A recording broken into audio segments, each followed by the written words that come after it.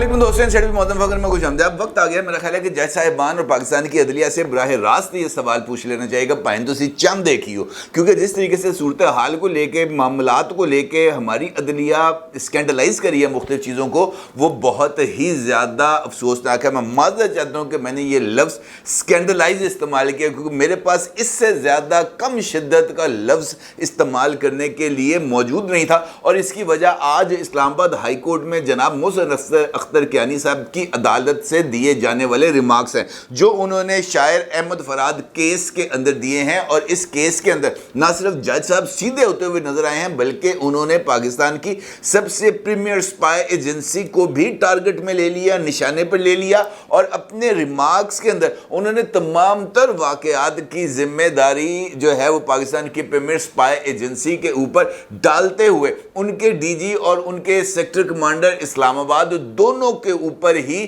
Almost charge sheet کو frame کر دیا. اور جناب وہ جو تھے تفتیشی افسر، انویسٹیگیٹو آفیسر جو تھے اسلام آباد پولیس کو، ان کو اس بات کا حکم بھی صادر کر دیا کہ جناب آپ نے ان دونوں افسران کے بیانات کو قلم بند بھی کرنا ہے اور ان بیانات کے بارے میں آپ نے عدالت کو رپورٹ بھی دینی ہے. نہ صرف یہ بلکہ انہوں نے بندے کو ہر صورت آج ہی عدالت کے روبرو پیش کرنے کا حکم بھی دے دیا. اور ان کا یہ بھی کہنا تھا کہ پاکستان کی پریمیئر سپائی ایجنسی یہ بندہ پروڈیوس کرے، چاہے وہ اس کے پاس ہے یا نہیں ہے ہمیں نہیں پتا، ہمیں بندہ چاہیے اور آپ کی طرف سے ہی بندہ چاہیے. مجھے آپ بتائیں کہ یہ کیا معاملہ ہے. نہ صرف یہ بلکہ اس کے ساتھ ساتھ جس طرح بچوں کو مائنڈ ڈراتے نہیں ہیں دے رہے ان میں ہو آ جائے گا، اس طرح کر کے ڈراوا بھی دیا اور انہوں نے کہا ہو آ جائے گا اگر آج یہ بندہ پیش نہ ہوا تو جناب ایک ایسا آرڈر جاری نکلے گا، ایک ایسا آرڈر ہماری عدالت سے آئے گا جو آپ کے کڑاکے نکال کے رکھ دے گا. یار یہ ہم کس طرف جا رہے ہیں؟ مطلب آپ اس بات سے اندازہ لگائیں کہ مجھے اس طرح لگ رہا ہے کہ براہ راست کوشش کی جا رہی ہے کہ یہ جو مداخلت جس کے بارے میں اسلام آباد ہائی کورٹ کے 6 ججز نے خط تحریر کیا تھا، انہی جج صاحب جناب محسن اختر کیانی صاحب کے دستخطوں کے ساتھ یہ کچھ ایسا رسپانس چاہتے ہیں پاکستان کی اسٹیبلشمنٹ سے جس کے نتیجے میں یہ پاکستان کی اسٹیبلشمنٹ کو سب سے بڑا یوزرپر ثابت کرنے کی کوشش کریں، یا اس بات کے بارے میں چیزوں کو اس طریقے سے اچھالیں کہ جناب پاکستان کے اندر اگر کوئی قوت پاکستان کے سیاسی عمل کے اندر یا پاکستان کے عدالتی استحکام کے راستے میں رکاوٹ ہے تو وہ یہی لوگ ہیں، اس کے علاوہ کچھ نہیں. نہ صرف یہ بلکہ ان ریمارکس کے اندر اور اس سماعت کے اندر کچھ اور اہم چیزیں بھی سامنے آئیں. وہ کیا تھیں اس کے اوپر آپ کے ساتھ بات کروں گا اور کچھ اور اہم چیزیں ہیں جو آپ کے ساتھ شیئر کروں گا. لیکن اس سے پہلے ذکر کرنا بہت ہی زیادہ ضروری ہے ایرانین پریزیڈنٹ جناب ابراہیم رئیسی صاحب کا، جو کل ایک حادثے کے اندر اللہ کو پیارے ہو گئے، جاں بحق ہو گئے. اور اس کے بعد سے ہی مختلف جو چیزیں ہیں وہ سامنے آ رہی ہیں. مختلف لوگ مختلف حوالوں سے کنٹروورسیز کو کریٹ کرنے کی کوشش کر رہے ہیں، بلکہ مختلف سوشل میڈیا اکاؤنٹس پر اس حوالے سے بھی ذکر کیا جا رہا ہے کہ جناب ابراہیم رئیسی صاحب کو ایک سازش کا نشانہ بنایا گیا ہے اور یہ ایک حادثہ نہیں تھا بلکہ یہ ایک قتل ہے. اس حوالے سے اسرائیلی سپائی ایجنسی موساد کے اوپر بھی اس بات کا الزام عائد کیا جا رہا ہے کہ انہوں نے ابراہیم رئیسی صاحب کے اس ہیلی کاپٹر کو ٹارگٹ کیا، نشانہ بنایا. اور اس کے بعد یہ سپیکولیشنز بھی مختلف سوشل میڈیا اکاؤنٹس کے اوپر چل رہی ہیں کہ ایرانین گورنمنٹ نے مختلف لوگوں کے ساتھ پوچھ گچھ کے سلسلے کا آغاز بھی کر دیا ہے اور مختلف جو پہلو ہیں ان کا جائزہ لیتے ہوئے تحقیقات کا اعلان بھی کر دیا. اس حوالے سے جو اسرائیلی وار روم ہے اس کا ایک سوشل میڈیا اکاؤنٹ کی ایک پوسٹ بھی بہت ہی زیادہ وائرل ہے اس وقت سوشل میڈیا پر، جہاں پر ایک ہیلی کاپٹر کا وہ لگایا گیا ہے ایموجی، اور اس ایموجی کو لے کر، ہیلی کاپٹر کے ایموجی کو لے کر یہ پوری کی پوری داستان کو جو ہے وہ سمرائز کرنے کی کوشش کی جا رہی ہے کہ اسرائیل جناب ابراہیم رئیسی صاحب کے اس واقعہ جو بھی ہوا آذربائیجان میں اس کا ذمہ دار ہے. اور چونکہ اس پوسٹ کے اندر ایک ہیلی کاپٹر کا ایموجی لگا ہے، اس کا عکس آپ اس وقت اپنی اسکرین پر بھی دیکھ سکتے ہیں، اس چیز کو لے کر یہ جو ایک نیا ماحول ہے وہ بننا شروع ہو گیا. اگرچہ ایرانین گورنمنٹ کی طرف سے ابھی تک اس حوالے سے کسی طرح کے اسپیکولیشن کا اظہار نہیں کیا گیا۔ ایرانین گورنمنٹ نے باضابطہ طور پر اس بات کا اظہار نہیں کیا کہ ابراہیم رئیسی صاحب کا ہیلی کاپٹر کا جو حادثہ ہے وہ حادثہ نہیں تھا، بلکہ ان کے ہیلی کاپٹر کو مار گرایا گیا ہے اور جناب ابراہیم رئیسی صاحب کو ایک سازش کے ذریعے نشانہ بنایا گیا ہے قتل کا۔ لیکن ہم کیا کریں، بدقسمتی یہ ہے کہ ہم جس سوسائٹی میں رہتے ہیں، خاص طور پر میں اور آپ، وہ ہر طرح کے معاملے کو سنسنی خیزی کا شکار بنانے کے لیے نا بہت ہی زیادہ جسے ہم کہہ سکتے ہیں کہ ایکسپرٹ ہوتے چلے جا رہے ہیں۔ اگر آپ ایرانین میڈیا کو دیکھیں، وہاں پر سرکاری موقف سے ہٹ کر کسی طرح کی کوئی بھی چیز ہمارے سامنے آ ہی نہیں۔ آپ ارنا دیکھیں، آپ ان کی دیگر مختلف نیوز ویب سائٹس کو دیکھیں، آپ ایرانین ٹیلی ویژن چینلز کو دیکھیں، ہر جگہ پر آپ کو اسٹیٹ کا موقف ہی نظر آ رہا ہے۔ کسی جگہ پر کسی شک کا شائبہ تک نظر نہیں آئے گا، لیکن سوشل میڈیا اور خاص طور پر پاکستانی سوشل میڈیا کے اکاؤنٹس پر تو ایک ایسا فلڈ گیٹ کھل گیا ہے کہ مجھے اس طرح لگتا ہے کہ جیسے شاید ہم ہر ایک معاملے کو سکینڈلائز کرنے کے لیے تیار بیٹھتے ہیں، اور اس سکینڈلائزیشن کے اندر ہم اپنی گورنمنٹ اور اپنے اداروں کو بھی نقصان پہنچانے کا کوئی موقع ہاتھ سے نہیں جانے دیتے۔ اب بتائیں کہ اس ماحول کے اندر یہ سوشل میڈیا کیمپین چلانا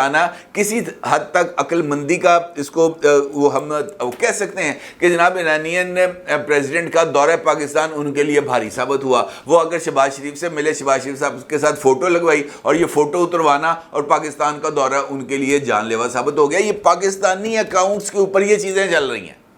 باقی دنیا کے اکاؤنٹس کے اوپر بات نہیں کر رہا میں، یہ پاکستانی اکاؤنٹس کے اوپر بات کر رہا ہوں کہ یار ہمیں ذرا سی شرم اور حیا نہیں، اور کیسے آئے گی جب جناب ہمارے ٹاپ سے لے کر باٹم تک ہر ایک بندہ کسی نہ کسی ایجنڈے کے اوپر عمل درآمد کر رہا ہوگا، ہر ایک بندہ اپنے سکور کو سیٹل کرنے کی کوشش کر رہا ہوگا، ہر ایک بندہ آئین، قانون، اصول، ضابطوں کو پامال کرنے کی کوشش کر رہا ہوگا، ہر جگہ پر دھڑا بندی ہوگی اور ہر ایک بندہ اپنا ترک اٹھ رہا ہوگا۔ پائند پھر آپ مجھے بتائیں کہ کس طریقے سے استحکام آئے گا، اس کا تو سوال ہی پیدا نہیں ہوتا، کیونکہ ہم وہ بدقسمت لوگ ہیں جو جس شاخ پر بیٹھے ہیں اسی شاخ کے اوپر آری چلا رہے ہیں، اور اس بات کے لیے ہم اپنے آپ کو مکمل طور پر شاباشی دے رہے ہیں کہ جناب ہم جو کچھ کر رہے ہیں بالکل درست کر رہے ہیں۔ آپ اسی واقعے کا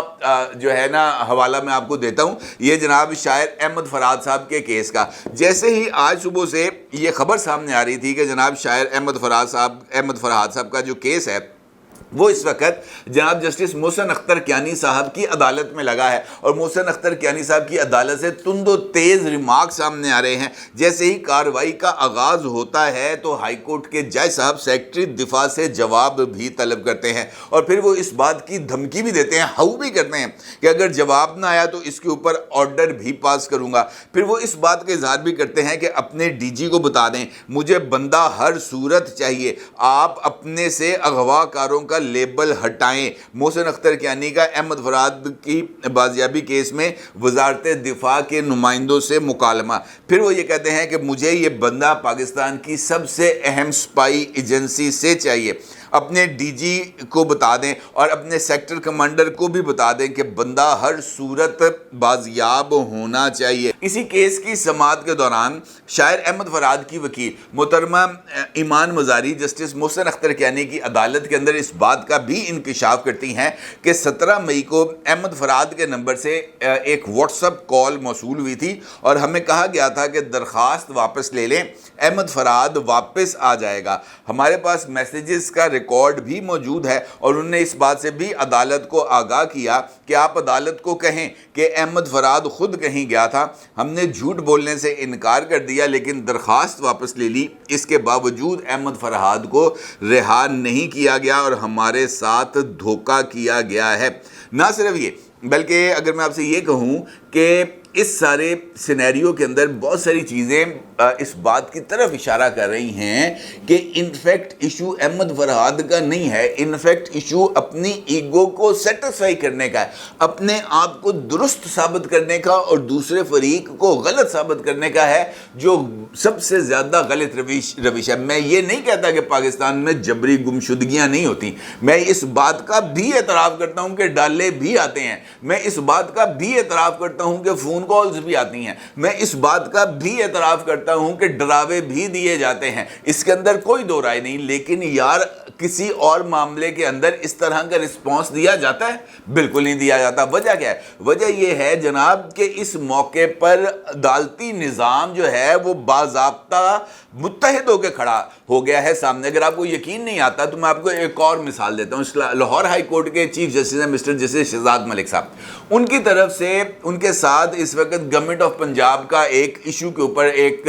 ڈفرینس آف اوپینین اسٹیبلش ہو رہا ہے۔ ڈفرینس آف اوپینین ہے انسداد دہشت گردی کی عدالتوں میں جج تعینات کرنے کا، اور اسی حوالے سے مریم اورنگزیب گزشتہ سماعت کے اندر پیش ہوئی تھی، اور انہوں نے کہا تھا جناب آپ ہمیں پینل دے دیں، ہم اس میں سے لوگوں کو اپوائنٹ کر دیں گے، جس پر chief justice Lahore high court کا یہ کہنا تھا کہ نہیں جناب جو نام ہم نے دیے ہیں وہی اپوائنٹ ہوں گے، اس کے علاوہ کچھ نہیں ہوگا۔ آج chief justice Lahore high court نے اس بات کا واضح طور پر اعلان کیا ہے کہ جناب میری طرف سے جو لسٹ آئی ہے اس لسٹ کے اوپر منو عمل ہوگا، ادروائز 24 مئی کو میں چیف منسٹر پنجاب مریم نواز کو ذاتی حیثیت میں اپنی عدالت میں طلب کروں گا۔ اس کا مطلب یہ ہے کہ عدالتی احکامات پر عمل درآمد کرنے کے لیے، اور وہ احکامات جو ایگزیکٹو کی ڈومین میں آتے ہیں، ایگزیکٹو نے ہی اس کے اوپر کوئی نہ کوئی فیصلہ دینا ہے، لیکن اپنی رائے کو منوانے کے لیے سنگی پہ انگوٹھا رکھ کر دباؤ ڈالنے کی جو پالیسی ہے اس کے اوپر عمل درآمد کیا جا رہا ہے۔ نہ صرف یہ بلکہ اس کے ساتھ ساتھ مختلف ایسی اور بھی چیزیں ہیں جو سامنے آ رہی ہیں۔ آج ہی مختلف عدالتوں کے اندر یہ اس بات کا اشارہ دیا گیا ہے، بلکہ ایک کیس ہے وہ جو لانگ مارچنگ کیا تھا عمران خان صاحب نے، جہاں پر اسلام آباد کے سارے درخت بلو ایریا کے جلا دیے گئے تھے، اس کیس کے اوپر ایک ایف آئی آر درج ہوئی تھی کراچی کمپنی کے اندر، جس میں عمران خان صاحب، شیخ رشید احمد صاحب اور پاکستان تحریک انصاف کے دیگر لوگوں کو اس مقدمے میں ملزم قرار دیا گیا تھا اور ایف آئی آر درج کی گئی تھی۔ آج عدالت نے ان تمام ایف آئی آرز کے اندر عمران خان سمیت پی ٹی آئی کے لیڈرشپ اور شیخ رشید کو بھی بری کر دیا ہے۔ یہ چیزیں آپ دیکھنے میں الگ الگ ہیں، لیکن یہ ایک ہی تسبیح کے دانے ہیں، یہ ایک ہی طرح کی ایک ہی سیکوینس آف ایونٹس ہیں جن کا مقصد پاکستان کی ریاست کو یہ بات باور کرانا ہے کہ آپ ہم سے زیادہ طاقتور نہیں ہیں۔ رسپانس کیا آئے گا؟ دیکھیں اگر یہ جس طریقے سے یہ چیزیں چل رہی ہیں یہ اسی طریقے سے آگے چلتی ہیں، جس طریقے سے اس بات کا ارادہ ظاہر کیا گیا کہ ہم آپ کو ڈرائیں گے، ہاؤ کریں گے، یا سچ مچ کوئی ایسا آرڈر جاری کر دیں گے جس سے واقعتاً ایفیکٹس آئیں گے پاکستان کے مختلف ریاستی اداروں کے اوپر، تو آپ کا کیا خیال ہے کہ اس مرتبہ ریاستی ادارے خاموش رہیں گے؟ وہ کہیں گے جناب آپ ہم جس طرح مرضی ہمیں آپ ٹائٹ کر دیں، ہماری اس صحت پہ کوئی اثر نہیں ہوگا؟ ممکن ہی نہیں ہے، کیونکہ جس حد تک برداشت کا لیول تھا وہ آ گیا۔ اگلوں نے 9 مئی برداشت کر لی، اگلوں نے اپنے گھروں کے اوپر حملے برداشت کر لیے، اگلوں نے اپنی جو تنصیبات تھیں ان کے اوپر جو چیزیں تھیں توڑ پھوڑ تھی اس کو برداشت کر لی، انہوں نے اپنے شہداء کی یادگاروں کی توڑ پھوڑ، توہین، تضحیک سب کچھ اپنی آنکھوں سے دیکھا۔ اب اس کے بعد ہم نے مسلسل سوشل میڈیا کے اوپر ان کو یوزرپر ثابت کرنے کی کوشش کی، ہم نے ان کو غدار قرار دینے کی کوشش کی، ہم نے اس بات کی کوشش کی کہ جناب ہم ان کو کسی صورت نہیں چھوڑیں گے، اور ہم نے ان کے تضحیک امیز، توہین امیز کارٹونز تک بنائے اور سوشل میڈیا پر بھیجے، ہم نے نہایت توہین امیز نعرے لگائے اور خود مختلف لیڈرز اور سرکردہ لیڈرز کی موجودگی میں اہم ترین سیاسی تقریبات میں نعرے لگائے، لیکن ان کی طرف سے کسی طرح کا کوئی جواب سامنے نہیں آیا۔ اب اس بات کو لے کر کے جناب کسی نے فون کر دیا تھا، تو یہ جو میں نے 2 دن پہلے آپ کو مختلف اور جو سوشل میڈیا اکاؤنٹ سے چلنے والی تقریریں ہیں جہاں پر چیف جسٹس اسلام آباد ہائی کورٹ کو ٹاؤٹ کہا گیا، جہاں پر چیف جسٹس پاکستان کے بارے میں نازیبہ ترین الفاظ استعمال کیے گئے، چیف جسٹس آف پاکستان کے اہل خانہ کے بارے میں نہایت گندی زبان استعمال کی گئی، اس کے اوپر تو جناب